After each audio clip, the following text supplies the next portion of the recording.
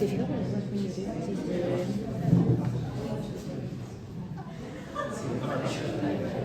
Bueno, ¿les parece que vamos arrancando? Nada, perdonen la demora, ahí estaba contando a las chicas, yo me levanté con tiempo para terminar de armar todo y se me inundó la cocina, así que nada, estoy apurada y acá estoy. Así que nada. Como ven acá, voy a hablar un poco de lo que sería la histología de los aparatos genitales. La idea es un poco volver a algunos temas que vimos ayer en la clase de embrio, no sé si estuvieron, para después también terminar de entender ciertas cuestiones mucho más macroscópicas, ¿sí? Es decir, todo lo que sea anatomía, que lo vamos a ver la próxima clase a las 2 de la tarde en el Instagram. Después nos fijaremos en Instagram, pero bueno, teniendo entendido bien todo lo microscópico que hablamos ayer en embrio. Ahora cosas más microscópicas y también un poco integrarlo con la fisiología. Después cerramos con anatomía y se podría decir que ya tenemos bien visto todo lo que sería aparatos genitales, ¿sí? Así que bueno. Vamos a arrancar un poco haciendo un pantallazo general, ¿sí? De lo que serían la clasificación de los órganos, tanto internos como externos en el hombre. Sabemos que por parte de lo interno tenemos como base a los testículos y dentro de este tenemos el comienzo de la vía espermática, una serie de conductos que van a estar principalmente en lo que serían los lobulillos testiculares, ¿sí? Para luego tener lo que sería el epidídimo, conducto deferente, el cual se van a estomosar, recuerden, con el conducto, ¿sí? De la vesícula seminal, para así formar el conducto eyaculador, próstata, glándulas bulbourethales y la uretra. A la vez, recordemos que la uretra tiene 3 porciones. ¿Cuáles son? Bien, la uretra prostática, que es la que va básicamente a atravesar la próstata, la uretra membranosa y por último la uretra peniana. Bien, y por último los genitales internos, el pene y el escroto. Dentro del escroto tendríamos las bolsas escrotales, donde teníamos el testículo con el epidídimo y una porción muy pequeña de lo que sería el conducto deferente. Perfecto. Arrancando con el testículo, es decir, la gónada masculina, ¿sí? Un poco volviendo a lo que sería la embriología, sabemos que de los cordones sexuales primitivos que venían de qué estructura a nivel embriológico. ¿De la cresta o la de ahí? De la cresta, no. ¿De dónde venían los cordones? De un epitelio venían. Del epitelio celómico, muy bien. Este epitelio celómico sabíamos que iba a rodear, por así decirlo, a las crestas genitales, ¿sí? Que estaban formadas por el mesodermo intermedio, y iban a proliferar. En el testículo, por su parte, van a proliferar mucho más a lo que sería a nivel medular, ¿sí? Es decir, a nivel mucho más central. En cambio, en lo que sería la corteza, va a quedar un remanente de tejido conectivo, ¿sí? Es decir, como una pequeña porción de tejido conectivo que nos va a formar la conocida túnica lujínia, que es la que le termina dando este color característico medio blanco, azulado, al testículo, ¿sí? Y sabemos que la túnica lujínia, al ser tejido conectivo y al estar hablando de una glándula, ¿sí? Recordemos que el testículo es una glándula anfícrina, es decir, tiene secreción tanto endocrina como exócrina. Secreción endocrina, ¿qué tenemos? La testosterona. Y la secreción exócrina, el espermatozoide, muy bien. Entonces, al estar hablando de una glándula, siempre tenemos que hacer la división entre estroma y parénquima, ¿sí? Vamos a tener como estroma, es decir, la parte más de tejido conectivo que sostiene esta túnica lujínia, que sabemos que va a enviar diversos tabiques dividiendo el interior del testículo hacia la médula en lóbulos y posteriormente en lobulillos. Tenemos, yo no tengo, pero bueno, hay cerca de 350 lobulillos en cada testículo y en cada uno vamos a encontrar entre 2 a 4 túbulos seminíferos, que acá es donde básicamente estarían comenzando las vías espermáticas intratesticulares, ¿sí? Dentro de lo que sean los túbulos seminíferos, sabemos que miden entre 30 a 70 centímetros de largo, ¿sí? Es decir, si los extendemos, ¿sí? Recordemos que todas estas estructuras, tanto túbulos seminíferos, epidídimo y demás, son todas estructuras tortuosas, es decir, que capaz miden un montón, pero están tan compactadas que ocupan muy poquito espacio, ¿sí? Bien, y dentro de los túbulos seminíferos tendríamos también lo que sería el propio epitelio y el tejido intersticial, es decir, el espacio que queda entre todos los túbulos, ¿sí? Y vamos, dentro del epitelio germinativo, vamos a tener las espermatogoias, que sabemos que son las células madre que van a sufrir ¿de qué proceso? De mitosis y diversas meiosis para llevar a todo lo que sería la espermatogénesis y así darnos pie a los espermatozoides, las células mioides y por último las células de Sertoli. Y en lo que sería el tejido intersticial, que como había dicho, es el tejido que está entre los tubos, tejido conectivo y células de Leydig. Bien, ahora sí pasamos acá al corte histológico. Ven acá, no conseguí ninguna foto que se note bien cómo son los los tabiques que envía la túnica lujínia, pero bueno, imagínenselo. Acá tenemos lo que sería todo el epitelio germinal del túbulo seminífero, ven acá la luz, ¿sí? Sabemos que estos túbulos seminíferos anteriormente en la vida embriológica, ¿qué estructuras eran? Cordones seminíferos, bien. ¿Y qué pasaba con estos cordones? No tenían luz, ¿sí? Entonces después en la pubertad se canalizan, se forma su luz y permite que desde la zona más basal las espermatogonias, que van a ir a medida que se van dividiendo y diferenciándose, van a ir cada vez más cerca de la luz para posteriormente salir y pasar por toda la serie de conductos. Luego acá tenemos las células de Leydig, no se notan tanto, que las puse mucho mejor. Células de Leydig, también vamos a tener células mioides, más cerca, más dentro de lo que sería el epitelio germinativo, que serían células de qué tipo. Las células mioides. Las musculares lisas, muy bien, en parte como que ayudan a la contracción de estos túbulos seminíferos para ir ascendiendo, para que vayan ascendiendo los espermatozoides. Y bueno, y ahora membrana basal, porque recuerden que si estamos hablando de que esto es un epitelio, siempre seguido a un epitelio, ¿qué vamos a tener? ¿Qué tipo de tejido tenemos? Conectivo. Un tejido conectivo, muy bien. ¿Laxo o denso? Laxo, porque tiene mucho menor calibre los vasos, ¿sí? Y por división sabemos que va a nutrir a todo lo que sería el tejido conectivo. Y después acá sí, tenemos bien la túnica lujínia, ¿sí?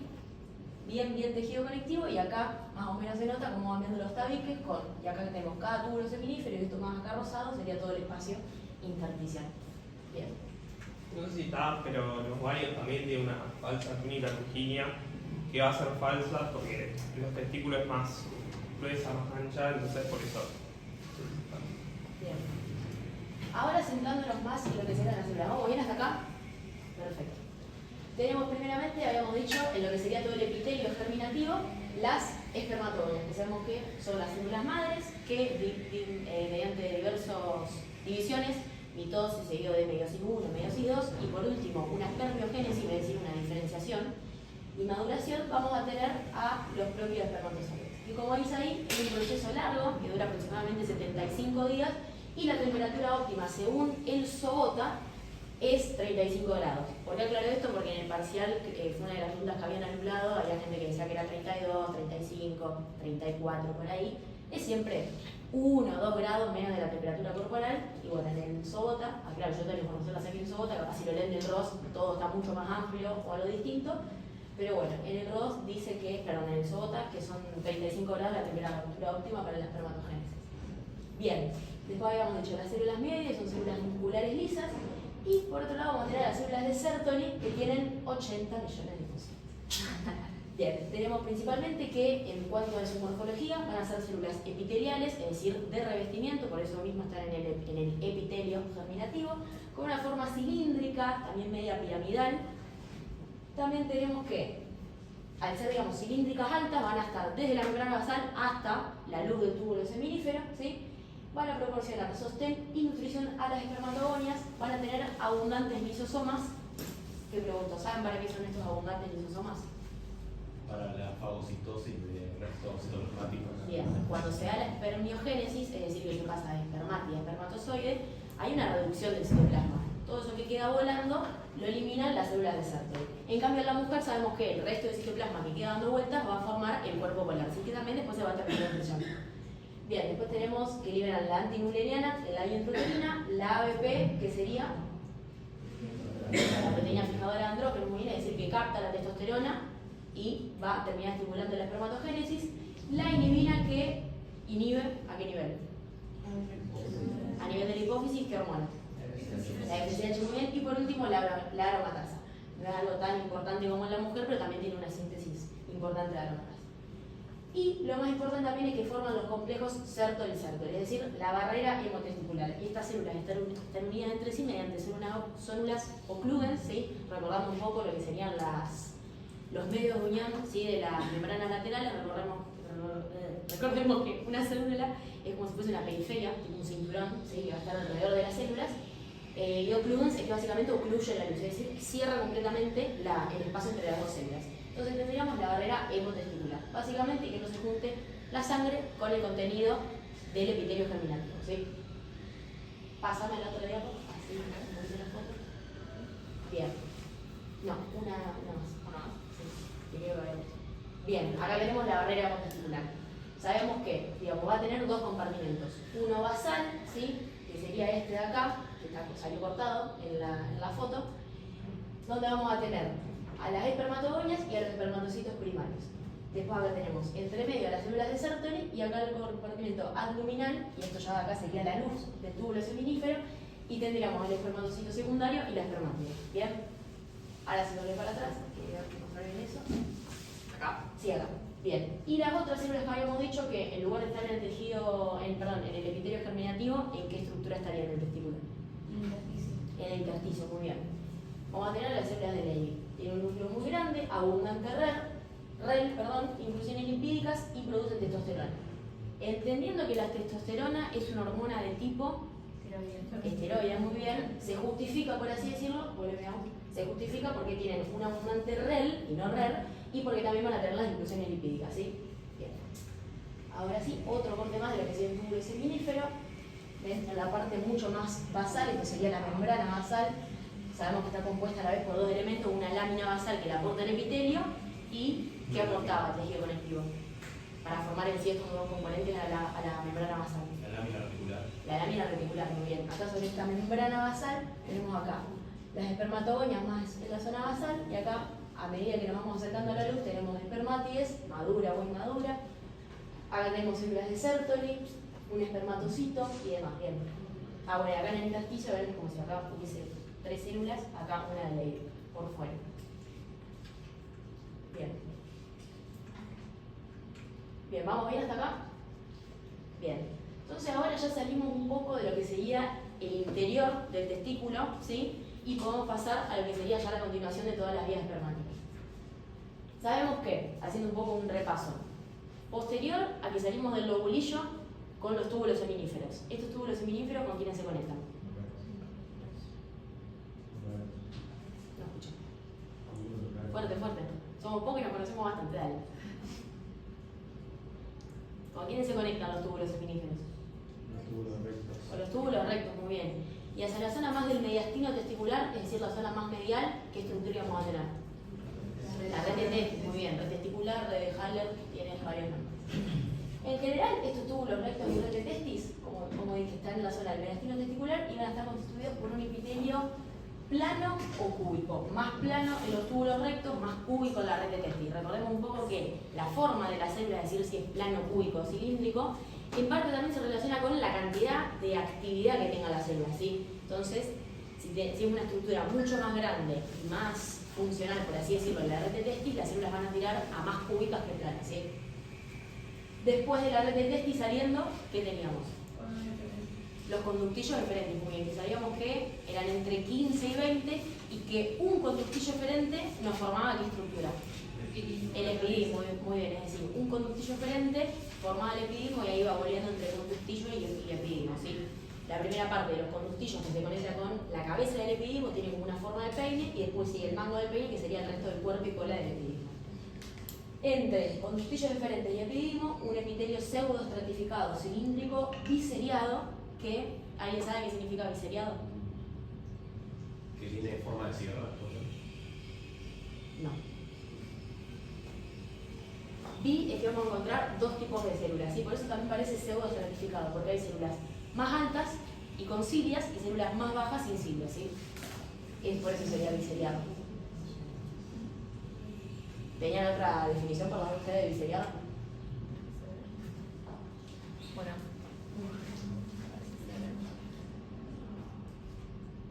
Los núcleos a distintas alturas, por ahí les dan como más la noción. Sí, también. Sí, igual de eso no se nota tanto. No se nota más, tanto. El otro del epidismo. Pero bueno. ¿Está claro lo que es un epitelio pseudoestratificado?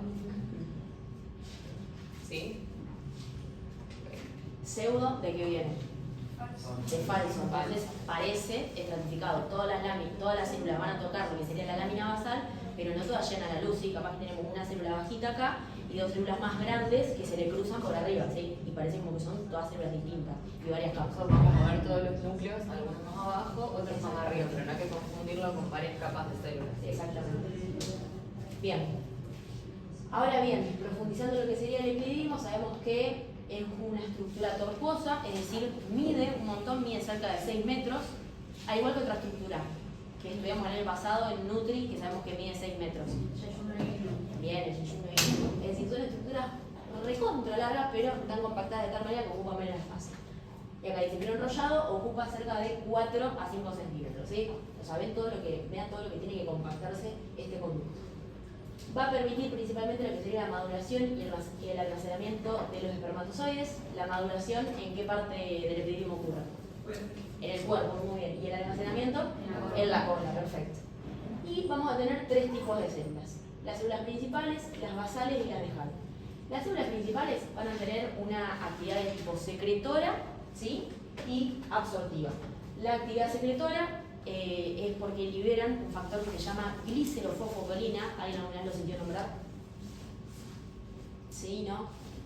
Bien, esta glicerofosfocolina lo que hace es básicamente regular el volumen de la esperma, ¿sí? Y en parte mantener a los espermatozoides inactivos hasta el momento de la eyaculación, ¿sí? Y por otra parte, la actividad absortiva es porque presenta muchísimas estereocilias. Que estas estereocilias son básicamente microvellosidades, pero de muchísima más longitud, ¿sí? Y van a permitir cerca del 90% de la reabsorción del líquido seminal, ¿sí? Pasa a porque se veía bien en esta. ¿Ven? Todo esto de acá, perdón, acá, viene en la zona de la luz, son todas las estereocilias. Son microvellosidades, pero muchísimo más largas, ¿sí? Muy bien.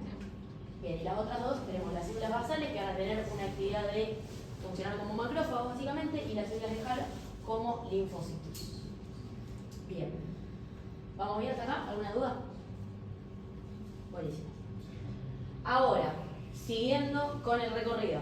Una vez que de los conductillos diferentes pasamos al epididimo, cabeza, cuerpo y cola, pasamos al conducto diferente. Muy bien. Que antes de arrancar con lo que es la propia histología, quiero hacer un repasito rápido de lo más anatómico.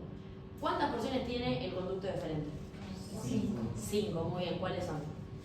El epididimo testicular, que como el nombre lo dice, está en relación con el epididimo del testículo. Después, la funicular, muy bien. Después, la inguinal, la ilíaca y la pélvica, muy bien. Pregunto, ¿saben qué significa funicular? Cordón. Como el que vas por el cordón espermático, pero todavía no entra en el proyecto inguinal, ¿no? Sí, pero la etimología de la palabra, ¿qué significa funicular? Periférico. Bien, ¿qué es periférico? En esta zona es donde se va a hacer básicamente la vasectomía, porque es la zona más accesible, ¿sí? de las 5 partes del conducto diferente, ¿sí? Bien. Como dice acá, va a tener un epitelio pseudo-estratificado cilíndrico con pocas microvellosidades, es decir, todas las estereocilias que predominaban en la cabeza y el cuerpo del epididimo se van haciendo cada vez más chiquitas y en vez de estereocilias pasan a ser microvellosidades, pero hasta que en algún momento desaparecen y no están más, porque total, en ningún momento se necesita hacer una absorción, ¿sí? Por eso no vamos a tener más microvellosidades. Después vamos a tener, un poco volviendo a lo que era la histología del tubo digestivo, ya arrancamos a ver en estas estructuras las 4 capas histológicas, ¿sí? Es decir, este epitelio sería la mucosa, acá lo más interno sería la mucosa, de 5 para 1, de adentro para afuera. Después vamos a tener la lámina propia, que está formada por tejido conectivo, que sabemos que es un tejido conectivo laxo, que va a estar subyacente, es decir, por debajo, por afuera de lo que sería el epitelio para nutrirlo. Una muscular muy desarrollada y una adventicia. ¿Qué es importante que se lleven del conducto diferente? La muscular que está muy desarrollada. ¿Por qué está desarrollada la capa muscular del conducto diferente? ¿Cuántas capas va a tener de muscular? 3, muy bien. ¿Cuáles son? Circular, interna y externa. Circular, longitudinal, media. Al revés. Longitudinal interna y externa y una circular media. ¿Qué otras estructuras que ya hemos estudiado sabemos que tienen esta capa muscular muy especializada, muy grande? El estómago, ¿sí? Y una más, que lo vamos a ver más adelante. El útero, muy bien. La parte sería del miómetro. Perfecto. Porque se lleve lo más importante, esta capa muscular con 3 subcapas, ya estaría. Bien. Ahora pasamos a lo que serían las vesículas seminales, es decir, toda la serie de glándulas accesorias que tenemos anexas a los aparatos genitales. Bueno, volviendo a lo que sería el trayecto de las vías espermáticas, el conducto deferente, digamos, posterior al conducto deferente, los espermatozoides, ¿hacia dónde pasan? al conducto eyaculador. ¿Qué particular tiene este conducto eyaculador? Es decir, ¿cómo se forma? Es la unión del conducto excretor de la vesícula seminal con el conducto deferente. Perfecto, bien. El otro día hacía esta misma pregunta a los chicos del primer año y yo decía, después del conducto deferente, vesícula seminal. No, tiene un conducto en la vesícula seminal que se junta con el deferente. Bien, esta vesícula seminal es una glándula de tipo túbulo tortuosa, ¿sí? Vean acá todo el epitelio como está doblado y tiene una forma bastante particular, ¿sí? En general va a estar vestido por un epitelio pseudoestratificado simple, cilíndrico, lo mismo, dependiendo qué tan activo, pseudoestratificado o simple, digamos, sí, es lo mismo, dependiendo qué tan activa esté esta glándula, las células pueden ser un poco más cúbicas o más cilíndricas, es decir, están en constante actividad, las células van a ser más altas, más cilíndricas. Secreta por exocitosis mediante un mecanismo apócrino. ¿Qué significa que sea apócrino el mecanismo de secreción? Que pierde la parte más apical, muy bien. Aporta entre el 60 y el 80% del semen y dentro de sus varios componentes de secreción vamos a tener bastantes proteínas y fructosa, lo más importante, que la fructosa sería como los libros lo describen como un alimento para los espermatozoides. ¿Sí? Bien. ¿Y las proteínas y la fructosa con qué van a teñir? ¿Cómo van a ser al microscopio óptico? Con varios sinófilos. Bien. Perfecto. Bien. Ahora pasamos a la próstata, que esto, me acuerdo que en el primer parcial había, no sé, como 5 o 6 preguntas de próstata, estaban todos en duda. La próstata lo que tiene es una glándula de tipo tubular alveolar, ¿sí? Y va a estar constituida. Recordemos un poco la embriología de la próstata. ¿Venía del mesodermo intermedio como todas las otras estructuras? No, ¿de dónde venía? El endodermo de la uretra. Bien, el endodermo de la uretra. Es decir, la uretra lo que hacía era mandar como si fuesen brotes, ¿sí? Que esos brotes arrancaban a crecer y ahí terminaban formando toda la glándula en su totalidad. Que es por eso que se la describe como entre 40 y 50 glándulas individuales, ¿sí? Que en conjunto van a estar todas rodeadas por tejido y ahí te forman la glándula, y se van a desembocar todas juntas entre 15 y 30 conductos excretores, ¿sí? Todo esto está revestido por un epitelio pseudoestratificado, cilíndrico, cúbico o plano. No es que no me decidí a poner cuál de los tres, sino que depende de la actividad, es más cilíndrico, con menos actividad cúbico, y si está, por así decirlo, inactiva la glándula, va a ser completamente plano. El epitelio, vamos a tener la parte del estroma, que sería todo el tejido conectivo que lo va a revestir, formado por no tanto tejido conectivo, sino más bien células musculares, ¿sí? Por eso mismo decimos que la próstata es un órgano bastante firme, ¿sí? Aporta entre el 15 y el 20% del semen, y entre sus tantos componentes se puede destacar el ácido cítrico y las prostaglandinas. Bien. Bueno, esto entre 15 y 30 conductos excretores van a desembocar en el folículo seminal, que está ubicado a nivel del seno prostático. Básicamente una dilatación, sí, que tiene la uretra prostática por dentro de la glándula, ¿sí? Y ahí es donde desemboca lo que serían todos estos conductos excretores. Y a su vez también se pueden distinguir tres regiones. La zona del manto periuretral, que es toda la mucosa, ¿sí? Que va a rodear a lo que sería la uretra prostática. La zona interno central, que es donde podemos ubicar a lo que sería la porción más terminal del conducto deferente, que es básicamente que esta porción del conducto deferente habíamos dicho que con quién se juntaba. Con la glándula anterior, con el conducto de la vesícula seminal, ¿sí? Y por último la zona externa, que es todo lo que va a rodear a estas dos zonas, ¿sí? Es decir, le damos como un caparazón, por así decirlo. Bien, acá tenemos la próstata, un órgano macizo, ¿sí? Y firme, rodeado por lo que sería toda la cápsula del tejido conectivo, de color más rosa, una glándula acá, exócrina tubular, recontra ramificada, ¿sí? Ven acá con la forma que tienen la luz, ¿sí? De los adenómeros, y un estroma fibromuscular, ¿sí? Es decir, si bien obviamente al ser el estroma formado siempre por tejido conectivo, recordemos esto que tiene también abundantes fibras musculares para dar una gran resistencia a todo lo que sea el órgano. Y allá arriba está diciendo, señalado acá con la C, los cuerpos mamiláceos. ¿Saben para qué sirven los cuerpos mamiláceos? ¿Vos te lo sabés? Pero no eran como similar a las piedras en los riñones, algo así. ¿Similar a qué? A las piedras en los riñones, tipo como acumulaciones de agua. Sí. Creo que había otro que ¿No sabés aún? Creo que son acumulaciones de. No, no lo tenía visto. No me acuerdo. Yo por lo que leí, no estoy segura, no por eso lo pregunto, a ver si me preparaban ustedes. En parte, digamos, a nivel histológico sirve para reconocer una próstata de una vesícula seminal. Es decir, si ustedes ven un cuerpo amiláceo, saben que es próstata y dicen, listo, al tener un cuerpo amiláceo, esto efectivamente no es vesícula seminal porque las vesículas seminales no están en esta estructura. Y sirven como medio por lo que leí yo, medio como un tacho de basura, por así decirlo, para todos los restos de secreciones y células demás que vayan quedando. Yo creo que son depósitos de amiloide, o sea, similar al almidón. Ah, está bien, puede ser. Bueno, tema para buscar en casa, ¿sí? Pero bueno, si el día de mañana les ponen un preparado y ustedes ven esta estructura así y les dicen, ¿es una vesícula seminal o una próstata? Van a entender que es una próstata porque tiene estos cuerpos amiláceos recontra característicos. Bien. Bueno, ya pasamos al pene. ¿Vamos bien a sacar alguna duda? Capaz voy medio rápido, pero como arrancamos tarde tampoco me quiero expandir mucho. Uy. ¿Ninguna duda? ¿Vamos bien? Buenísimo. Aclaración de vuelta, yo se lo saqué del Sobota. El Sobota es la mitad del libro de lo que es el ROS, entonces capaz un montón de cuestiones, hay algo distinto, hay algo mucho más extenso. Así que nada.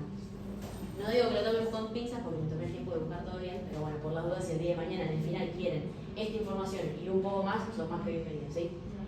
Bien, ahora vamos por último con el pene. ¿Qué sabemos del pene? A características más macroscópicas.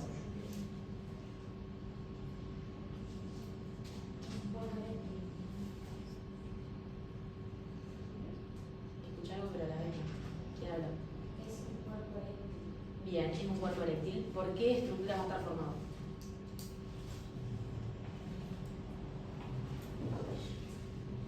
Cuerpos carnosos y esponjosos. Bien, perfecto. Sabemos a la vez que el órgano copulador, ¿sí?, del hombre va a estar formado por una raíz, un cuerpo y una cabeza, que en la cabeza vamos a encontrar que sería el glande y el prepucio, que después lo vamos a ver en la clase de anato. Y a nivel histológico se puede destacar que tiene una piel fina y deslizable sin tejido conectivo, ¿sí?, a comparación de la mujer que, por ejemplo, en los labios mayores, al ser repliegues cutáneos, tenemos gran cantidad de tejido adiposo.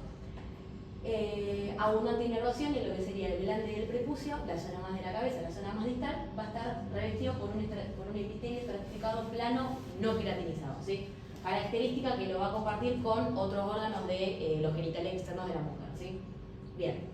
Y a nivel de lo que serían los tres cuerpos que lo forman, tenemos dos cuerpos cavernosos que serían estos de acá, y acá tenemos el cuerpo esponjoso. Y esto de acá chiquitito sería la uretra peniana, ¿sí? Bien, los cuerpos cavernosos por su parte van a tener espacios, ¿sí?, que se llaman cavernas, que es básicamente esto, la caverna, ¿sí? Es decir, se lo compara a los cuerpos cavernosos con una esponja, o sea, es medio raro porque el cuerpo esponjoso es otro, pero se lo compara con una esponja porque tiene mucho espacio y entre medio, digamos, los espacios vacíos son estas cavernas, ¿sí?, que es por donde va a circular toda la sangre, ¿sí?, que viene por parte arterial, ¿de dónde? ¿De qué arterias viene la sangre? No. Arteria dorsal del pene. Bien, pero o sea, más chiquito todavía, son arterioles. Las helicinas, muy bien. Perfecto. A eso quería llegar. Bien. ¿Se acuerdan del sistema nervioso cuál era? ¿El parasimpático o el simpático el que estimulaba la...? El parasimpático, bien. ¿Y qué compuesto había que producía todo esto de la erección? Bien, el óxido nítrico. Después te iba, creo que difundía al músculo liso y activaba una enzima, que era la guanilato ciclasa, y convierte el GTP en GMPC. Sí. Y ese...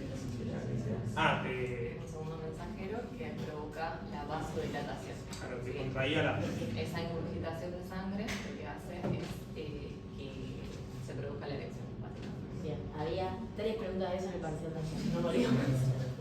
Bien, y al estar hablando, digamos, va a circular sangre, va a estar todo revestido por un endotelio, ¿sí? Y por último, el cuerpo esponjoso, que sería este de acá abajo, va a estar rodeando y conteniendo a lo que sería la uretra peniana, ¿sí? Que sabemos que a la vez esta uretra, ¿qué tiene? O sea, digamos, ¿qué dos compuestos van a pasar por esa estructura? Que por eso sabemos que tiene un mismo desarrollo embriológico, el sistema genital y el sistema urinario. El semen y la orina, ¿sí? Bien. A su vez también, acá, en el cuerpo esponjoso, si mal no recuerdo, en la parte del epitelio va a haber diversas glándulas, ¿sí?, y diversas células que secreten moco, ¿sí?, Pero este moco en sí no es tanto para lubricar, sino más bien como para preparar, por así decirlo, a toda la uretra para el paso, tanto del semen como de la orina, ¿sí? O sea, dos compuestos bastante distintos en forma de la composición. Bueno, bueno, acá capa de testículo, un poquito de repaso, porque recuerden que todo esto que hablamos es todo histológico, todo más microscópico, y a nivel mucho más macroscópico, para después, dentro de una hora, pasarle la posta a lo de anato, vamos a hacer un repasito rápido de las capas del testículo. Sabemos que previo a la túnica vaginal, es decir, lo más interno que era la túnica albuginia, ¿sí? Recordemos este tejido conectivo que era como un remanente que quedaba en el desarrollo embriológico que le daba este color como más blanco azulado al testículo. Bien, después tenemos lo que sería la túnica vaginal, que es básicamente el peritoneo, que, perdón, antes de pasar capa por capa, ¿por qué tiene tantas capas el testículo? Porque se desarrolla a la altura de los riñones y desciende y se lleva todas esas capas. Bien. Desde la pared posterior hasta llegar a la parte externa del cuerpo. Perfecto. ¿Y por qué estructura muy importante va a pasar, digamos? Le va a servir como un tobogán para ir bajando. Por el trayecto inguinal, muy bien. Entonces, cuando va pasando por el trayecto inguinal se va llevando las distintas fascias, aponeurosis, músculos, sí que estudiamos en la primera UP. Bien, entonces teníamos la túnica vaginal, que es básicamente todo el peritoneo, la fase espermática interna, que viene de la fase transversalis, el cremaster, que va a venir de el músculo oblicuo interno más su fascia, la fase espermática externa, que viene de la aponeurosis únicamente del oblicuo mayor, el dartos, tejido celular subcutáneo y la piel del escroto, que va a formar las bolsas escrotales. Bien, que en realidad esto, dartos y piel, sería más como todo un mismo lugar, ¿sí? Bien, ¿qué pregunto? Por ejemplo, si no sé, no sé cómo plantearlo. Quiero hablar de la contracción del dardo, Por el frío. Eso, por el frío. Bueno, no déjelo. Es un músculo liso que por un estímulo de frío, por ejemplo, se contrae. Sí. Vieron que por el frío se contraen. Por eso es muy importante conocer la temperatura óptima para el espermatogenesis. Es Y más, por eso también descienden, porque adentro de la cavidad abdominal va a estar recaliente, ¿sí? creo que, por ejemplo, ¿vieron los saunas? Eso te juega en contra para el tema de la fertilidad. Por eso dicen que si haces si haces un sauna, te metas con hielo en los testículos. Para la fertilidad. Cosas raras. Sí, también viene un aparato que es medio como un enfriador para los testículos, que es medio como un método anticonceptivo. Bien, cuestión. Cerramos con todo lo que sería genitales masculinos. ¿Quedó alguna duda? ¿Podemos pasar a femeninos? Bien, buenísimo. Órganos genitales femeninos. Bien. Lo mismo, hacemos una división entre interno y externo. Los internos teníamos a los ovarios, que son las gónadas, ¿sí? El homólogo, si se quiere decir, al testículo, las trompas uterinas, trompas de falopio, oviductos y demás, útero, vagina, y externo tenemos la vulva con sus labios mayores y menores, las glándulas anexas que serían las de Bartoli, y por último el clítoris, el homólogo al pene. Bien.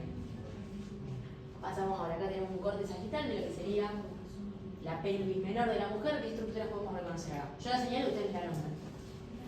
El recto, el útero, ¿en qué posición característica? Anterosucción, muy bien. ¿Esto de acá? ¿Me dijeron todo? Bien. ¿Esto de acá? Bien, la vejiga. ¿Esto de acá? La vagina, muy bien. Estas dos estructuras de acá, los fondos de saco, muy bien. Esta acá, para esto. Este de acá.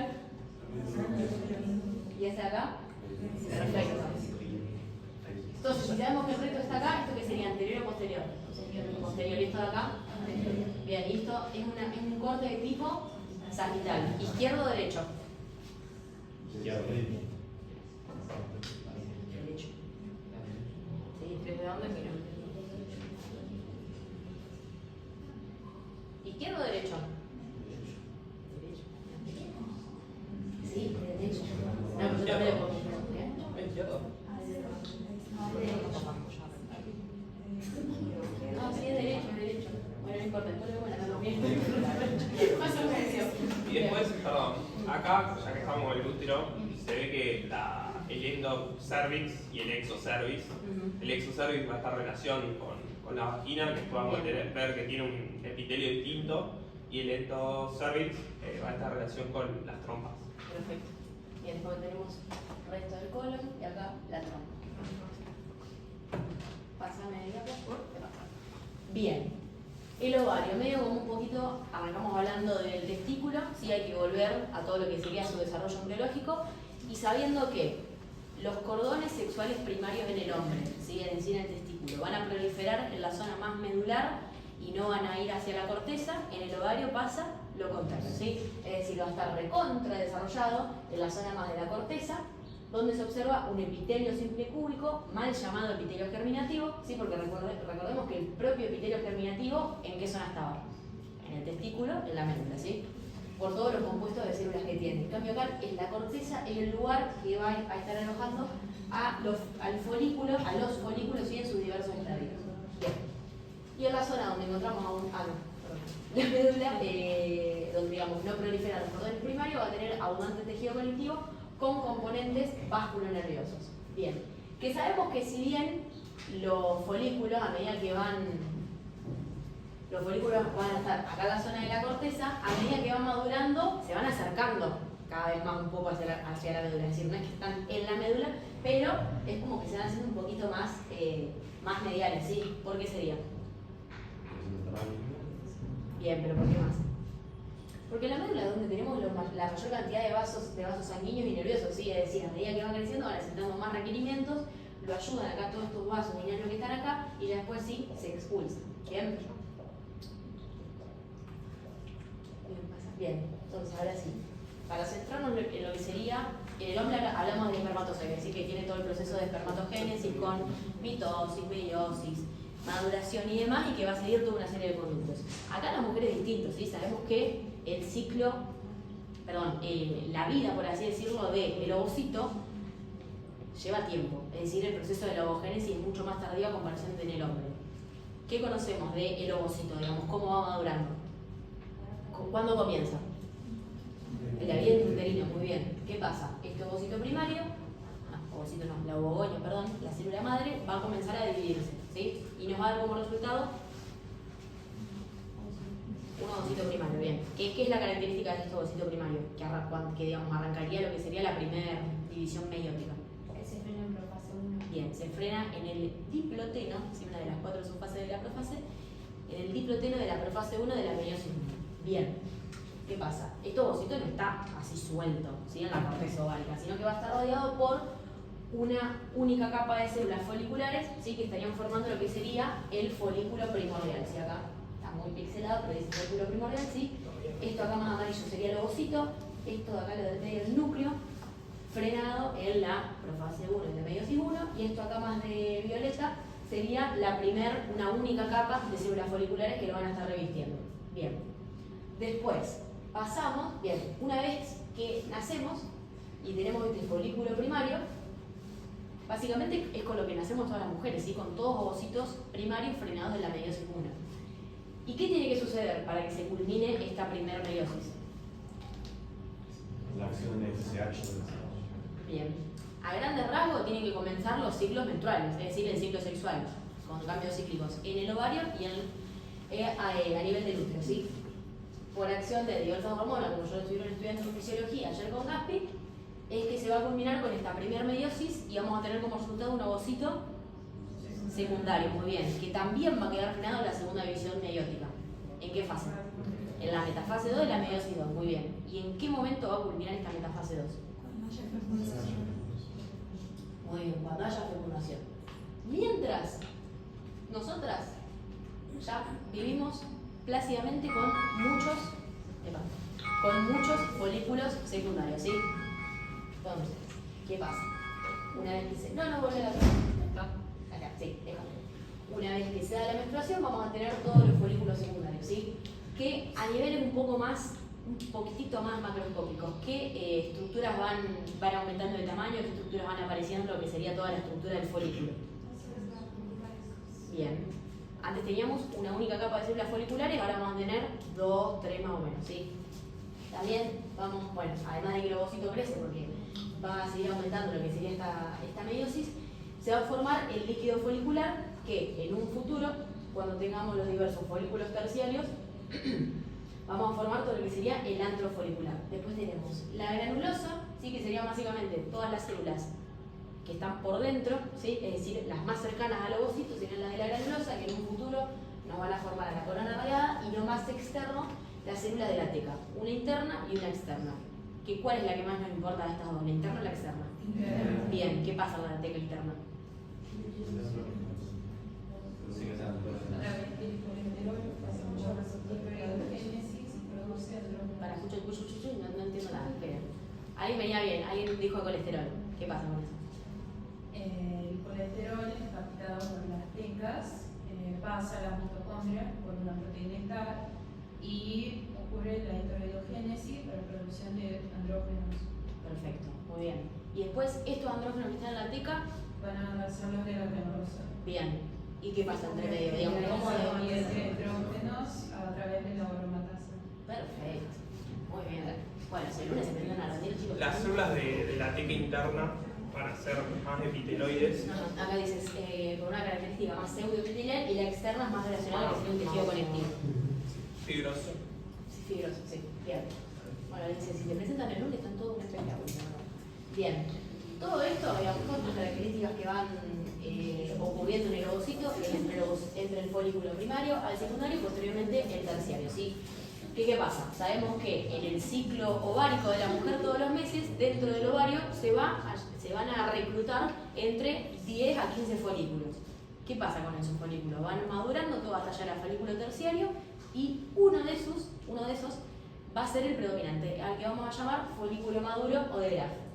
¿Y alguien sabe por qué se elige a este folículo en particular? Digamos, porque entre los 10 y 15 ella va a ser el folículo dominante. Receptores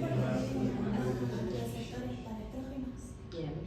pero se reclutan 2 meses antes del folículo de Graf, nos habían dicho en fisio. ¿Cómo?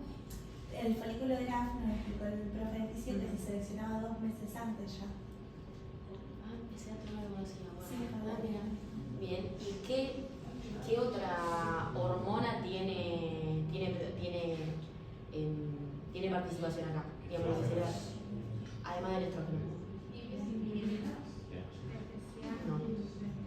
Una que tenía importancia en el hombre en la vida intrauterina. La antimulleriana, muy bien. Perfecto.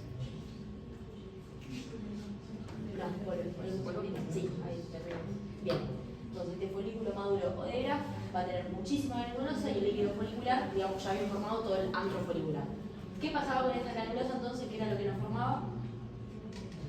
Digamos, la granulosa que está más cerca del ovocito, ¿qué formaba? La corona radiada. Y entre el ovocito y la corona radiada, ¿qué estructura tenemos? La membrana pelúcida. Todo eso que le forma. El óvulo. El El cúmulo cúmulo óforo, bien. que para el folículo de Graf ya no va a estar más, se va a liberar el ovocito al líquido folicular. Sí, hay una diapo más grande eso. Ahora sí lo pone de diapo. Bien. Acá tenemos distintos folículos primordiales, ¿sí? Recuerden que más chiquitos son, digamos, no tan avanzados, van a estar bien sobre lo que sería la corteza, ¿sí? Y después más acá, un surco más cerca de lo que sería la médula, sigamos teniendo lo que serían los folículos primarios. Este grandote de acá, ¿qué les parece que es? El más grandote de todos. ¿Qué estadio de folículo sería ese? Secundario, terciario, puede que sea el Graf, puede que sea el elegido, ¿sí? Pero vean cómo a medida que va aumentando de tamaño se va acercando cada vez más a lo que sería la médula para constantemente recibir más vascularización y más inervación, ¿sí? Y después sí, vuelve a la corteza porque lo tiene que expulsar para la ovulación. Bien. Bien, acá de vuelta tenemos otros. Estos, si no me falla el ojo, serían folículos secundarios, ¿sí? Porque esto como más de afuera, se podrían decir que son las tecas, ¿sí? O sea, son células bastante grandes, esto más de acá blanco sería todo el líquido folicular. Si lo mirás con cariño parece un folículo secundario. Bien, esto de acá, ¿qué sería? ¿Qué estadio del folículo sería? Se parece que los anteriores eran de Graf. 3 juntos, ¿no? Ah, tenés razón. No. sería, pásamelo de grafo, en todo caso sería este, ¿sí? Porque vean como la cantidad de líquido, de qué grande que es el antro folicular, ¿sí? Y acá tenemos todo el cúmulo óseo, ¿sí? Que lo importante de este líquido folicular es que básicamente va a aumentar como esta presión intrafolicular y va a generar una estructura que, si mal no recuerdo, se llama estigma, y es como si fuese tipo una mini abertura para que después salga ovulado todo este cúmulo. Bien. Y acá estamos. Se ovula. El cúmulo óforo, entonces, ¿qué es? El ovocito, que tenemos el núcleo con la metafase detenida, o sea, metafase 2 de meiosis 2. Bien chiquitito acá, tenemos lo que sería la corona radiada, la membrana lúcida, la corona radiada, todo está acá, el antro folicular, y todo acá que me queda, ¿qué va a pasar? Con eso, con todo el resto de células que queda, ¿qué va a pasar? Bien, pasame la célula. Se luteiniza, ahora sí, bien. Estos son cortes histológicos del cuerpo lúteo, ¿sí? Acá dice, bueno, no se fue tanto, pero lo dejé porque me parece interesante. Digamos, capaz uno por repetir dice las células tanto de la granulosa como de la teca aumentan su receptores para la LH y se luteinizan. Bueno, pero a la vez estas células ya luteinizadas van a tener un nombre propio, ¿sí? Granuloso luteínicas, ¿sí? Es decir, las de la granulosa que se luteinizan, y después, ¿dónde era? Acá, luteínica, no sé nada, leo. O sea, el nombre para las granulosas luteinizadas y el nombre para las tecas luteinizadas, ¿sí? Y acá lo que sería el cuerpo lúteo. Que si bien acá, al ser un corte histológico, se ve un color de contra rosa y rojo, ¿cuál es el color característico del cuerpo lúteo? Color amarillo, ¿por qué? Porque tiene luteína. ¿Cómo? El pigmento luteína de los líquidos. Bien, perfecto. ¿Por qué? Va a tener un pigmento amarillo. O sea, eso como lípido, como decía. Porque, ¿qué hormonas se va a estar sintetizando acá en el cuerpo lúteo? La progesterona, muy bien. ¿Y cuál otra? Estrógeno, pero lo importante, la que predomina sería la progesterona. ¿Qué es este cuerpo lúteo? Si no hay embarazo, ¿qué pasa? Se genera en 14 días. Se degenera, muy bien. ¿Y si hay embarazo? Se genera, pero en 3 meses. Bien. Y durante esos 3 meses, ¿quién lo mantiene? Que se entrada por qué estructura. Ejercicio circular, muy bien. Bueno, también viene rápido con el perfecto. Bien. Bueno, ya se terminó con todo lo que sería ovario, es decir, la gónada femenina. ¿Se entendió? Los distintos momentos que va a tener el folículo, cómo va adquiriendo diversas características, tamaños, células y demás. Perfecto. Miren, yo estoy hablando mucho, capaz que los chicos quieren agregar algo. Me encanta escucharte, así que. Pero yo cualquier cosa. Bien. Bueno, ahora pasamos a la otra estructura, que sería la trompa uterina. Trompa uterina, trompa de falopio. Está mal que digan trompa de falopio, ¿saben por qué? Porque Falopio fue un médico muy curioso hace bastantes años, esta es la data que tengo yo, que básicamente descubrió la trompa abriendo mujeres sin anestesia, sin nada, o sea, re sádico Falopio. Entonces, decirle Falopio es medio. Entonces díganle trompa uterina, ¿bien? Trompa uterina o, si no, oviducto, ¿sí? Es decir, todo el ducto, el conducto por donde va a pasar el ovocito, ¿bien? Para llegar hacia el útero. Bien. Volviendo un poco a lo que serían las 4 capas histológicas, sí, vamos a tener primeramente una mucosa, ¿sí? que se caracteriza por estar recontraplegada, ¿sí? Es decir, o sea, vean la luz, una forma re rara, o sea, no es que es un círculo, vean la luz, ¿sí? Sino es como que tiene una forma re rara porque todo el epitelio está plegado. ¿Qué pasa? Sabemos que en la trompa tenemos a la vez 4 porciones, que de medial a lateral, ¿cuáles serían? El istmo y el infundíbulo. Muy bien. La intramural básicamente porque está dentro de las paredes, ¿sí? del útero. El istmo es finita pero es bastante larga. La ampolla, ¿qué pasa acá? Pasa la fecundación, un evento recontra importante, y el infundíbulo o pabellón va a tener todas estas franjas o fimbrias, ¿sí? que sabemos que una, que es la más desarrollada, la fimbria de Richard, es la que está directamente conectada con el ovario y capta a todo el cúmulo óforo cuando es ovulado. Bien. Por lo tanto, digamos, sabemos que de las 4 porciones, la más importante, ¿cuál va a ser? La ampolla, ¿sí? Porque acá es donde pasa la fecundación.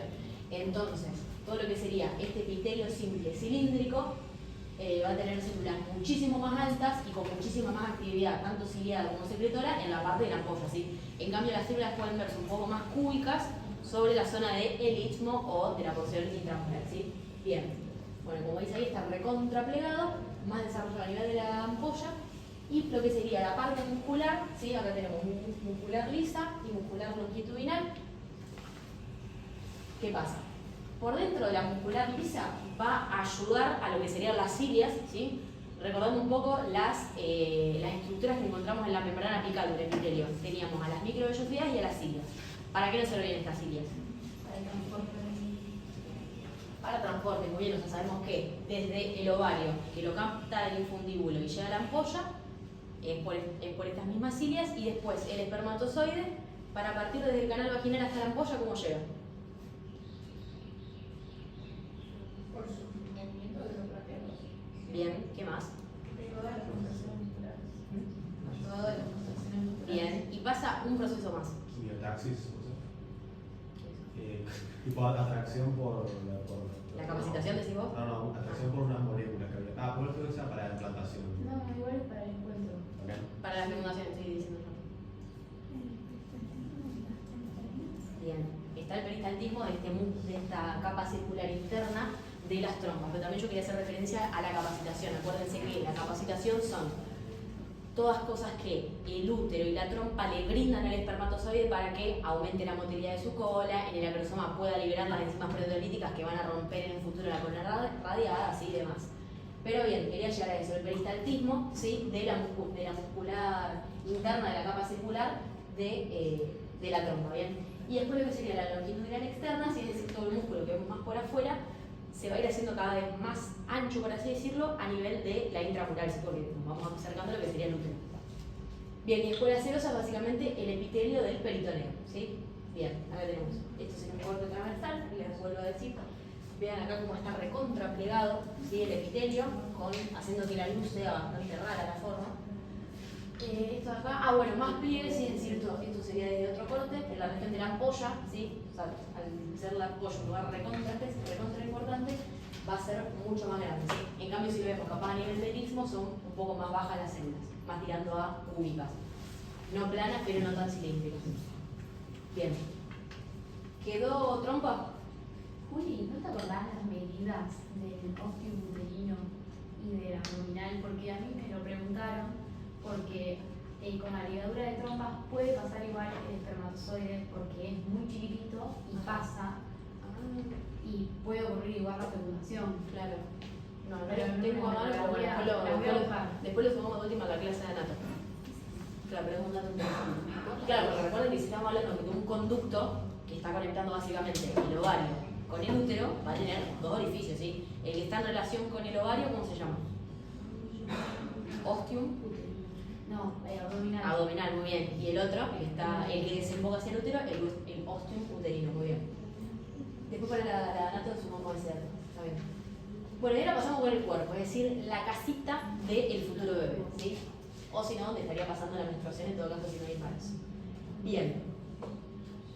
No la quiero hacer tan larga porque si no, sí había una buena integración con todos los edificios, pero si van ayer a la clase de Gaspi y si no está en YouTube la clase, va a quedar todo más que entendido. Bien.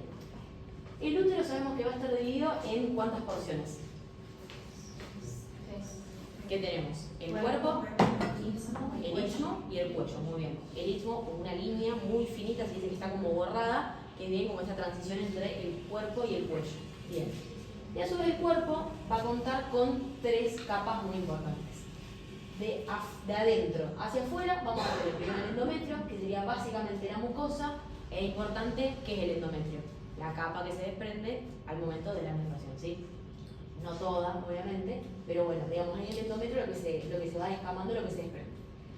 Es una mucosa, entonces un epitelio de revestimiento con células cilíndricas ciliadas y también va a tener diversas glándulas tubulares. ¿Qué estas glándulas que iban a producir? Un líquido rico en glucógeno. Bien, muy bien. Que este líquido rico en glucógeno iba a tener funcionalidad ¿en qué momento? Nutre el embrión en su primera semana. Bien, sería como el primer alimento del embrión. Si no, ¿sí? Es decir, en la fase proliferativa del ciclo menstrual se hincha el endometrio y después en la fase... No, perdón. Sí, está primero el proliferativo. Bien. Después la secretora. Eso, la secretora, ahí está. Es decir, si no hay implantación, si no hay un bebé, no sirve de nada todo eso que se hinchó, ¿sí? Va a tener funcionalidad únicamente como un primer alimento para el bebé. Perfecto. Sí, no sé si está más adelante, pero en la fase secretora vos ves como las glándulas tubulares todas ramificadas, todas en un entramado. Está Y todo eso es hinchado, importante. básicamente, todo lleno de secreción. Bien. No la ven tubular simple como la ven en Perfecto. Bien, y a la vez tenemos dos capas, la basal y la funcional. La basal sabemos que va a haber células madres, ¿por qué? Porque si la capa funcional, más específicamente todo lo que sería el estrato compacto, se desprende, ¿qué pasa? Tiene que volver a generar esas células para así, dentro de 28 días, que vuelva a pasar el ciclo menstrual, si es que no hay embarazo, siga habiendo células para descamar, ¿sí? Entonces en la capa basal vamos a tener las células madre que por mitosis, ¿sí? Van a ir formando de vuelta lo que sería el estrato compacto y esponjoso de la capa funcional, ¿sí? Perfecto. Después vamos a tener intermedio, el miometrio, es decir, el músculo, ¿sí? Que habíamos dicho que tanto conducto deferente como estómago como el útero tenían 3 capas, ¿sí? de muscular, ¿sí? A comparación del resto de estructuras que siempre tienen longitudinal interna y circular interna, ¿sí? Bien. Bueno, acá durante el embarazo lo que tienen estas células del miometrio es que van a crecer tanto por hipertrofia y por hiperplasia. ¿Qué significaban estos dos conceptos? Volviendo un poco a la definición de crecimiento y desarrollo. Aumenta el número de células y el tamaño de esas Perfecto, muy bien. Hipertrofia aumenta en tamaño, hiperplasia aumenta en cantidad. Y esto ayuda, en parte, a que todo el órgano general, es decir, el útero en su totalidad, pase de pesar únicamente 100 gramos a pesar 1000 gramos, ¿sí? De la cantidad de proliferación que hay de las células miométricas, ¿sí? Perfecto. Y por último tenemos el perimetrio, que es toda la serosa, tejido peritoneal y tejido conectivo, ¿sí? Es decir, todo lo que va a estar recubriendo más por fuera, más externo a este útero. Que como dice acá, es el que se va a continuar a los lados con el ligamento ancho del útero, ¿sí? Lo vamos a volver a ver ahora en el rato, pero recuerden que este ligamento ancho era todo el peritoneo, es decir, cuando llega a lo que sería el fondo del útero por afuera, se divide en una hoja anterior en relación con la vejiga y en una hoja posterior en relación con el recto. Y a los lados, ¿sí? Es decir, teniendo como techito, por así decirlo, la trompa de falopio, va formando todo el ligamento ancho, ¿sí? ¿Quieres decir algo? No, no, estoy haciendo el lenguaje. Está bien. Claro, sí. Se extiende hacia los costados. Como un librito, básicamente. Claro. El lomo y las tapas. Volvemos, que me faltaron otros comentarios. Bien, este perímetro, digamos, al terminar, digamos, también conformamos parte de lo que sería el ligamento ancho, y recuerden que en general todo el sistema genital femenino, digamos, todos los órganos internos tienen un montón de medios de fijación, ¿sí? También el miometrio en parte es como que le comparte fibras musculares para que tenga mayor resistencia, ¿sí? Un poco como la próstata, veíamos que la parte más externa también tenía, además de fibras conjuntivas, fibras musculares, ¿sí? Y por último también tiene fibras colágenas y elásticas, ¿sí? Porque estamos hablando de un perímetro, es decir, de una serosa, tejido conectivo. Bien. Acá tenemos un poco el endometrio, ¿sí? Lo que explicamos un poco para hablar de las glándulas. No, es que no. Estoy dando todo yo, ¿no? Bueno, acá, como dice acá, las glándulas de la capa funcional, es decir, acá, ¿sí? Una parte mucho más apical, tiene un aspecto recto, mientras que los túbulos glandulares de la capa más basal, esto de acá, están completamente contorneados. O sea, parece todo como un macizo, ¿sí? Pero con más detalle se debe ver mucho más contorneado y no tan recto. Bien. Bueno, y a la vez acá la división, vean, esto es el miometrio, el 3 sería todo el estrato, el estrato compacto, que es lo más superficial, y el 4, entre medio, el estrato esponjoso, que los dos juntos estarían formando lo que sería la capa funcional del endometrio. ¿Alguien se acuerda cómo se llama esa capa funcional del endometrio cuando se produce la fecundación y se comienza a modificar por el sentido de los residuos? Prestaban atención a bien. Bueno, algo un poco más esquemático, ¿sí? Las capas del útero, acá tenemos el miometrio, ¿sí? La capa basal. En esta capa basal, ¿qué tipo de células vamos a encontrar? Células madre y acá la capa funcional. Perfecto. Cuello del útero, bien. Entonces habíamos dicho que teníamos el cuerpo del útero, el istmo y después teníamos el cuello. Y el fondo superior. Dentro del cuerpo sí teníamos lo que sería el fondo. Que Porque, digamos, dentro del cuerpo señalamos también el fondo. ¿Qué pasa en el fondo? El lugar más común de implantación. Es el lugar más común de implantación, muy bien. Y vuelvo un poco a preguntas que hacíamos en las primeras clases de CRECI. ¿Por qué, digamos, por gravedad, ¿sí? El ovocito ya fecundado cuando viene, cae, debería caer por gravedad. ¿Por qué se implanta en el fondo del útero y no en las paredes, por ejemplo? Ahora sí, metástasis. Debe ser por ese nombre específico. Porque hay un complejo proteico, ¿sí? De distintas proteínas que se llaman adhesinas, básicamente, que es decir, vení, pegate acá, ¿sí? Y por ejemplo, después la trompa de falopio, si de casualidad se llega a perder la membrana pelúcida mucho antes de entrar a la cavidad uterina, tenemos la antiadhesina, ¿sí? Es decir, acá no te pegues, esperá a llegar al útero. O sea, en parte sería como una prevención para lo que sería un embarazo ectópico, por ejemplo, ¿sí? Bien, ahora pasamos a lo que sería el cuello del útero. También vamos a tener lo más interno, una mucosa endocervical que tiene células cilíndricas altas que producen moco, ¿sí? ¿Qué pasa con este moco? Es por donde, digamos, van a arrancar a pasar los espermatozoides. Entonces, dependiendo del momento del ciclo, este moco va a tener cambio en su composición. Si estamos hablando de la ovulación o unos días previos a la ovulación, ¿el moco cómo va a ser? Filante. Bien, filante. Sí, filante. Como es acá, eso. Más alcalino y viscoso. En cambio, post-ovulación va a ser más ácido y poco viscoso. Después vamos a tener una muscular que va a predominar el tejido conectivo por sobre las fibras musculares y no hay perímetro, ¿sí? Sí, y acá el cuello, también lo que está bueno, ahí, para ver un poquito, en el cuello vamos a tener, o sea, en el útero vamos a tener células cilíndricas, bien, simples, y también vamos a encontrar planas estratificadas. ¿Qué pasa? Ahí se hace el Papa Nicolau, que es un extendido, bien, y eso es para ver el cáncer, porque nosotros, no sé si conocen el HPV o VPH, el virus del papiloma humano, que lo que hace es como verruguitas. Capaz en otros lados no pasa nada, pero si se encuentra en este epitelio plano estratificado, puede llevar a llevar cáncer de útero, por eso es importante. Sí, exactamente, por la parte también recuerden que lo que sería todo el cuello del útero, tenemos una parte que está por arriba de la vagina y otra que está en íntimo contacto con la vagina, ¿sí?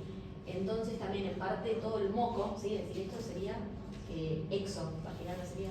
Exocervix. Exocervix, esto va acá, endocervix. ¿Qué pasa? Todo ese moco que también se secreta, que a su vez va cambiando dependiendo del momento del ciclo, puede formar un tapón de moco que en parte ayuda a prevenir todas estas enfermedades que te dice ascendentes, ¿sí? Para que se corregime vos a vos, Pero eso. Quería agregar a lo que dicen los compañeros que ese sector del que se toma la muestra, ¿sí? La tomamos entre el fondo del saco y también en el orificio, ¿sí? Del cervix. Entre el fondo del saco lateral, anterior, posterior, y lo que sería el epitelio que después se continúa con lo que es la vagina, va a haber una zona, la vagina es un epitelio estratificado, ¿sí? Y este epitelio es un epitelio cilíndrico. En la zona en la que esos dos epitelios se encuentran, hay una zona que se llama de transición o de lucha de epitelios, ¿sí? Es como que el epitelio no sabe muy bien si tiene que ser estratificado o tiene que ser cilíndrico, y ahí es donde se pueden producir esas transformaciones malignas. Entonces nosotros vamos con una espatulita, tomamos la muestra ahí en este sector, ¿sí? Y después tomamos la muestra por acá para ver si hay alguna transformación maligna. Que, un poco volviendo a contenidos anteriores, ¿en qué otro sector que estudiamos el año pasado en Nutri veíamos como una transición de los epitelios? En esófago y estómago. Bien, y otro más. Que no hay como una zona de lucha, sino que hay, como una capa intermedia que se llama bien de transición. Aplinia pectina, ¿no? Aplinia pectina. No, en el ano, ¿sí? Es decir, no se llama zona de lucha, porque si no entre medio hay como una capa bien de transición, pero también es, digamos, una zona donde hay dos tipos de epitelios completamente distintos, ¿sí? Bien. Cuello del útero ya quedó. Bueno, útero en general quedó. ¿Vamos bien hasta acá? Queda vagina, órganos externos, es decir, toda la vulva, y ya terminó. Bueno, después glándula mamaria. Muy importante. El que no se la estudió en Nutri, yo la voy a tener que estudiar ahora, no queda otra, no se puede zafar más. Bien, La vagina sabemos que es un conducto, un tubo conjuntivo muscular, es decir, va a estar formado por tejido conectivo y abundante tejido muscular, con las paredes colapsadas. ¿Qué significa que tenga las paredes colapsadas? Es una cavidad virtual, ¿sí? Es decir, ¿qué significa que es una cavidad virtual? Se puede estar o no, dependiendo de si está expandido o no. Bien, que puede estar o no, es decir, en reposo las paredes están en contacto entre ellas y en cambio si hay copulación, si hay parto, si se hace algún examen ginecológico, esas paredes se extienden y se forma todo bien el conducto, ¿sí? Bien. Parece que solo el techo no está colapsado. Bien. Yo escuché como que superiormente no está colapsado. Claro, porque te sale el exceso Bien, bien eso que dice Juan. No está colapsado en todo momento, sino en la parte más superior que sale el exocervix, no, ahí está separado. Bien. La parte de la mucosa, la parte más interna, un epitelio estratificado plano no queratinizado, que ese es el epitelio, como había dicho a vos, que va a estar luchando, por así decirlo, se va a estar peleando a ver quién predomina con el epitelio del cuello del útero. La lámina propia va a tener abundantes fibras colágenas y elásticas, células de Langerhans, que, volviendo un poquito para tejido inmune, de UP9 de crecimiento. ¿Qué eran las células de Langerhans? Macrófagos conectivos. Bien. Pero bien, ¿qué función tenían las células de Langerhans? Que también las encontrábamos en los distintos estratos de la epidermis, de la piel. Presentadoras de antígenos. La presentadora de antígenos, muy bien, es decir, acá hay un antígeno dando vuelta, lo agarra una célula de Langerhans y se lo lleva ¿a quién? A un linfocito, por ejemplo, ¿sí? Es decir, se lo presenta. Está ahí segundeando, por así decirlo, la célula de Langerhans. Después tenemos células superficiales que tienen glucógeno. Yo lo leí y dije, ¿qué me importa que tengan glucógeno? Bueno, ¿qué pasa con este glucógeno? Se degenera en ácido láctico y permite un pH bajo en la vagina, ¿sí? Es decir, que un poco de la mano con las células de Langerhans, es decir, con abundantes células del sistema inmunitario, y este bajo pH ayuda a que no haya proliferación, ¿sí?, de familias celulares que en un futuro nos pueden llevar a alguna enfermedad, ¿sí? Y ese bajo pH, además, permite que sobreviva la flora propia de la vagina, sobre todo compuesta por lactobacilos. ¿Sí? ¿Por qué cosa? Por lactobacilos. Bien. Y último, vamos a tener una muscular que es muy débil, ¿sí? Van a ser las fibras musculares, se van a estar entrecruzando con fibras de tipo elásticas. Bien. Bien. Nomás para tirarles un par de datos. La vagina, por su pared anterior, ¿con qué estructura se estaría relacionando? Con la vejiga, ¿no? No con la vejiga necesariamente. Con la uretra. Bien.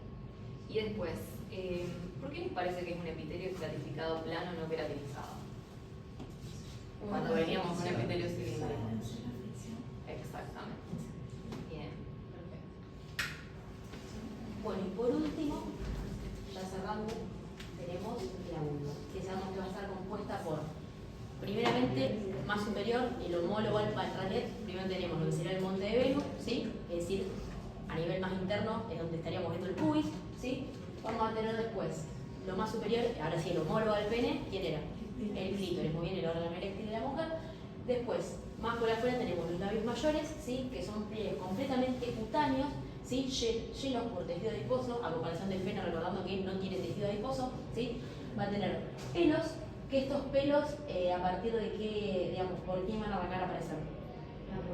En la pubertad, es decir, en la pubertad, ¿sí? Bien, por estímulo de diversas hormonas. Después vamos a tener glándulas, ¿sí?, que son las odoríferas apócrinas, sudoríparas écrinas y sebáceas holócrinas. ¿Qué significan las odoríferas?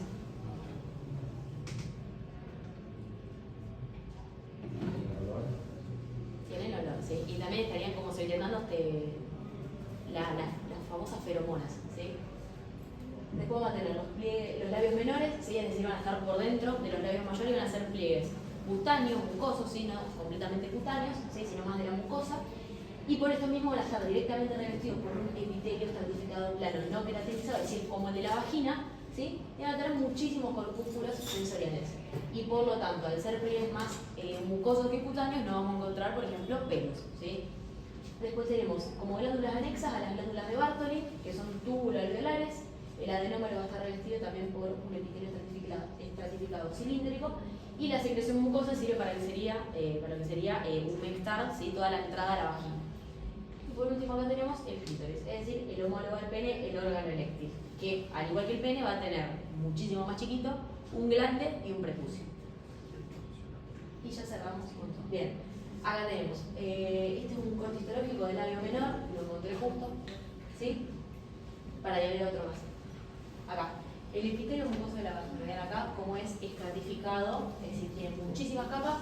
Ahora, esto acá sería toda la canela propia, pero vean acá, al ser estratificado plano, ¿a qué corte histológico les hace acordar un poco? Al de la piel, ¿sí? O sea, acuérdense que en la piel tenemos tres capas: epidermis, dermis e hipodermis. La epidermis era este tejido epitelial, estratificado, plano, queratinizado y papinífero, ¿sí? Pero que dentro de los 5 estratos tenían la parte más basal, células madre, ¿sí? Que a medida que se iban diferenciando iban a la parte más cerca de la luz, ¿sí? Y es como que se iban desprendiendo, ¿sí? En la piel servía este desprendimiento para dar todo el proceso de cornificación de la queratina, ¿sí? Pero si lo ven un poco con cariño, es como que se parece, por así decirlo, a una epidermis, ¿sí? Porque tenemos acá células más juntas, que tienen las células madre, y el resto de células hacia la zona más apical, ¿sí? Bien, y ahora sí ya terminamos y la dejamos que vaya Chicos, completando la ¿hasta memoria. acá alguna duda, alguna pregunta, algo que no haya quedado claro? Cualquier cosa. ¿Se entendió todo? Wow. Una cosa a aclarar, dos en realidad. Todas las partes musculares de las que hablamos recién, ¿de qué tipo de fibras musculares van a participar? ¿Qué tipo de fibras musculares vamos a tener en el aparato genital femenino y en el masculino también? Lisas. Lisas, bien. Que son susceptibles a estímulos mecánicos y hormonales también, ¿sí? Y les quería comentar que en el aparato genital femenino todas esas estructuras histológicas van a ir, o sea, como que se estudia una forma medida de libro, estandarizada, pero a lo largo del ciclo sexual van cambiando, ¿sí? Va a haber una proliferación y una atrofia, y así sucesivamente. ¿Se escucha bien desde acá? Espérate, yo te lo paso. ¿No? Me quedo acá sentada. Bueno, lo que es la mama, yo sé que están cansados, pero es un tema súper importante epidemiológicamente, ¿sí? Porque la mama va a ser un lugar en donde vamos a encontrar mucha patología, ¿sí? En la mujer adulta sobre todo. Entonces es importante, por eso les pongo acá una breve reseña anatómica, ¿sí? Para que la comiencen a conocer. Las mamas son órganos pares, laterales, ¿sí? Que se encuentran en la parte supero anterior del tórax, en una región que se llama región mamaria, que va a estar comprendida hacia arriba por la tercera costilla, hacia abajo por la séptima, hacia adentro por el borde lateral del esternón y hacia afuera por la línea axilar anterior, ¿sí? Van a ser órganos que tienen una forma convexa o forma de cono, con un vértice en el cual vamos a encontrar la areola, en cuyo centro se va a proyectar lo que es la papila o el pezón. Y van a tener una cara posterior plana, ¿sí? Adosada a lo que es el tórax, y una cara anterior convexa. Todo esto recubierto por una piel que es piel fina, ¿sí? Sobre todo en la parte de la areola, en la parte de la papila, que va a tener papilas bastante altas, esa dermis, por eso se trasluce, digamos, la hemoglobina de los capilares, y lo vamos a ver de color más rosado. En la embarazada eso cambia y se pigmenta un poco más por la melanina. Bien, bueno, la piel se continúa por fuera con lo que sería la piel del tórax. En la papila, ¿sí? Que va a tener una superficie rugosa, van a desembocar entre unos 10 y unos 20 conductos, ¿cómo se llaman? Galactóforos. Bien. Cada uno de esos conductos va a estar drenando el producto de secreción de ¿qué unidad? Dentro de la glándula. ¿Cómo? Del lóbulo, ¿sí? Lo que se dice la glándula mamaria en realidad son como unas 10 a 20 mini glándulas que son los lóbulos, ¿sí? Esos lóbulos van a estar tabicados entre sí por láminas de tejido conectivo denso que se van a extender desde la parte reticular de esa dermis que constituye esta piel superficial, ¿sí? Hasta, digamos, como si fuera un sol, imagínenselo así, desde la cara posterior o profunda de la dermis hacia la cara anterior de la fascia pectoral, ¿sí? De la fascia del pectoral mayor. Y eso va a ir dividiendo así como si fuera un solcito a esa glándula en distintos lóbulos, ¿sí?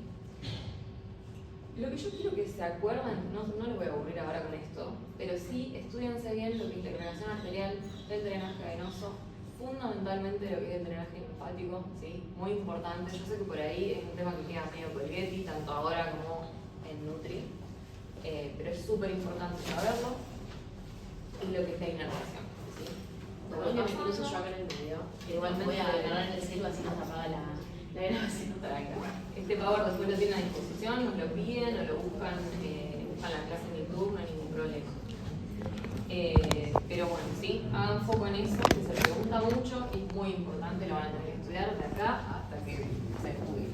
Bueno. Vos hablás y yo te enfoco desde acá. Voy enfocando el Power. Bien. Vamos Esto es ahora- ATP, gente, perdón. Así, popular. Bien, lo que es la glándula mamaria en sí, ¿sí? La vamos a describir como una glándula exócrina, serosa, que en la mujer va a ser, en realidad va a estar más desarrollada en la mujer, en el varón va a ser rudimentaria, ¿sí? No vamos a tener desarrollada toda la parte glandular, solamente vamos a tener la areola y la papila, que también van a estar bastante involucionadas. Pero en la mujer se puede decir que es una glándula exócrina. ¿Exócrina por qué?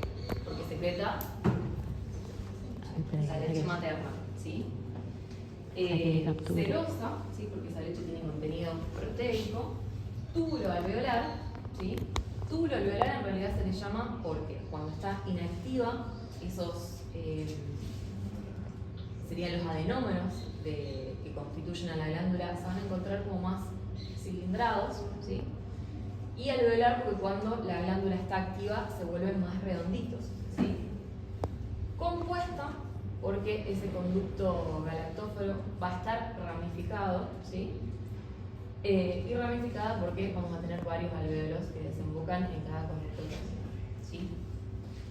Bueno, como les decía antes, vamos a tener que va a estar revestida por piel fina, ¿sí? Con papilas altas en la parte de la areola y de la papila. Esto no lo quería dejar de mencionar, eso que les comentaba antes, ese tejido conectivo denso, ¿sí? Que se extiende desde la cara profunda de la dermis, de esta piel fina que reveste a la glándula, hasta la fascia pectoral. En la parte superior va a ser mucho más importante porque le va a dar sostén a la glándula mamaria, a la mama en general. Esas proyecciones de tejido conectivo denso, ¿se acuerdan cómo se llaman? Los ligamentos de Cooper. Bien. Después de la lactancia, después del embarazo y con la edad, esos ligamentos se van a ir estirando, digamos, van a ir cayendo, ¿sí? Entonces esa posición que yo les decía anatómica de la mama, en realidad va a ir variando, ¿sí? Con el tiempo. Como toda glándula, vamos a tener lo que es un parénquima y vamos a tener lo que es el estroma, que se les mencioné recién. Del estroma lo que me falta es el tejido adiposo, ¿sí? El tejido adiposo lo vamos a encontrar por delante y por detrás de la glándula. Va a estar proveyendo de lípidos, obviamente, para la síntesis de esta leche materna, que también los contiene, y va a estar también tabicado por estos ligamentos que les comentaba recién.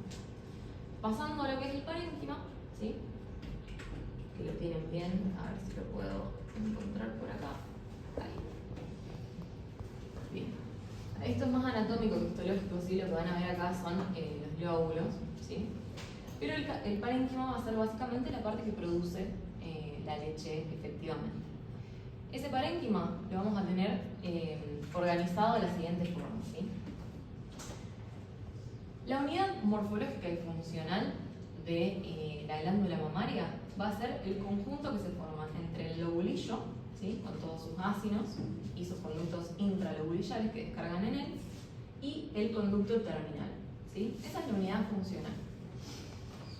Varios conductos terminales desembocan en un conducto interlobulillar, ¿sí? O sea, tenemos varios ácidos, cada uno con su conducto intralobulillar, ¿sí? Va a descargar en un conducto terminal.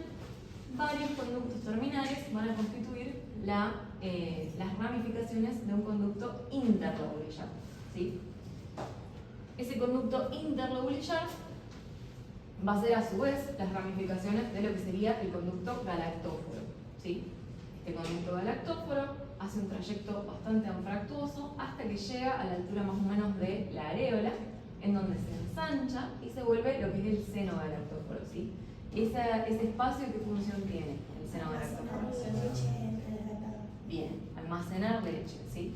Después, se continúa ese seno, se va afinando, hace un trayecto recto y desemboca por pequeños orificios en lo que sería la papila, ¿sí?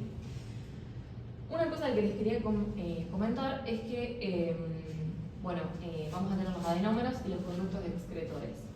Todo eso va a estar rodeado entre el epitelio secretor o el epitelio de los conductos excretores y la membrana basal por una capa de células que se llaman células mioepiteliales, ¿sí? Son células similares a los fibroblastos, derivan de ellos y tienen la capacidad de contraerse. Y esa contracción es lo que a nosotros nos va a facilitar, estimulado por la succión, ¿sí?, del bebé o del recién nacido, a que se libere la producción de esa glándula mamaria.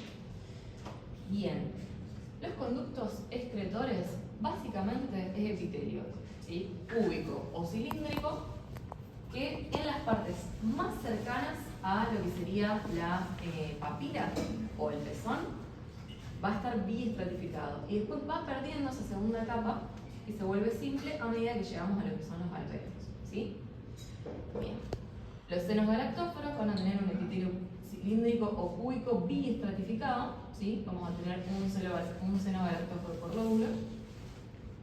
Después los conductos galactóforos también.